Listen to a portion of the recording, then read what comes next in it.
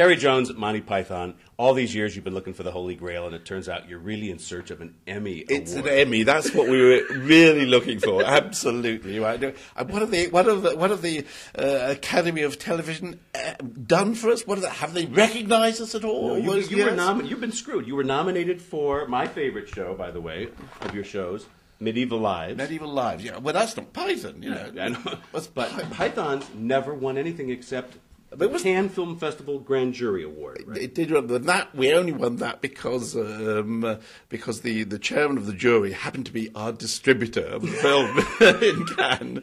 Thank you very much. Wow. Yes, okay. I think so.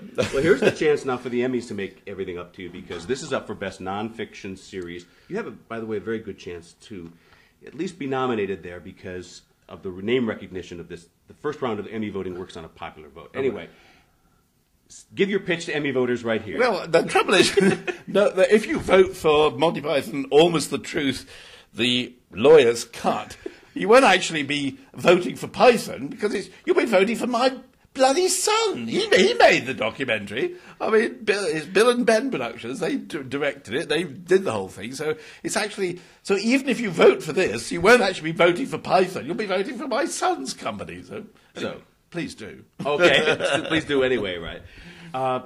There may be a reason why you guys have not been neglected why you have been neglected for awards, and that is, you Brits have two kinds of humor that are very distinctive and very alien to we Americans. One is the kind of dry humor, which it's so dry we don't often get the joke, but we know what's going on. But then there's the Benny Hill silliness, and you could always describe Monty Python in a way as Benny Hill with brains. There's something in the tea over there, or the crumpets, or those disgusting things like haggis you eat. But it's very. What is it? What is it about that humor that is so odd? It is very silly. I mean, that's what Python was about. Really, it was about being silly, basically. But I suppose we'd all come from Oxford and Cambridge universities, and so.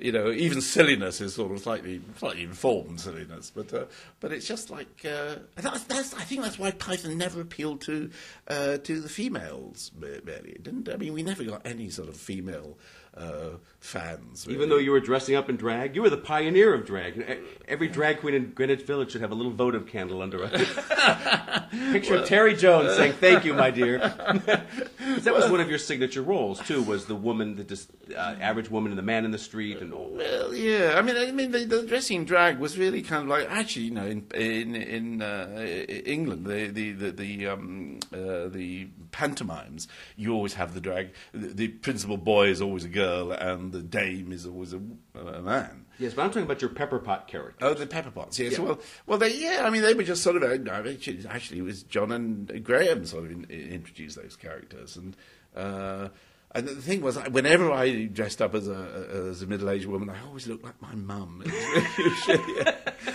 I mean, Eric could look quite glamorous. Mike, when he dressed up as a woman, he looked like a sort of rather blousy, sort of drunk vamp. But what was interesting about the personas you took on is most comedy troupes go after the power elite. They'll dress up as, like on Saturday Night Live. Yeah. Tina Fey will do Sarah Palin. You did some of that, but you took on the middle class roles of everyday life, and that was a wonderful perspective for humor. I've never thought about that. Yeah, but I suppose that's right. Really, I mean, I think we were sort of going for a class, really, and a class system, and we did some upper class, but I mean, some of it was working class as well, I suppose. And you were the Eve Harrington of Monty Python. In that group there, you schemed your way up. You co-directed Holy Grail with Terry Gilliam, right? Yeah. And then you took over as director entirely. You were running the show. Well, I'd always been sort of running it in a way through the TV series. I was always there, sort of when we were filming. I was always sort of looking behind Ian McNaughton, who was our director, and I was sort of saying, couldn't we move the camera a little bit that way? Or we should do this. I was just checking to make sure the jokes got on film, really.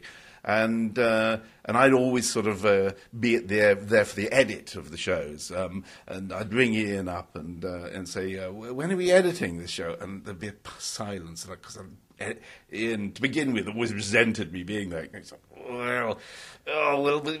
tomorrow morning, but we've only got 2 hours, you know. And of course, we'd spend the whole day editing, and that's things got easier with me and Ian later on.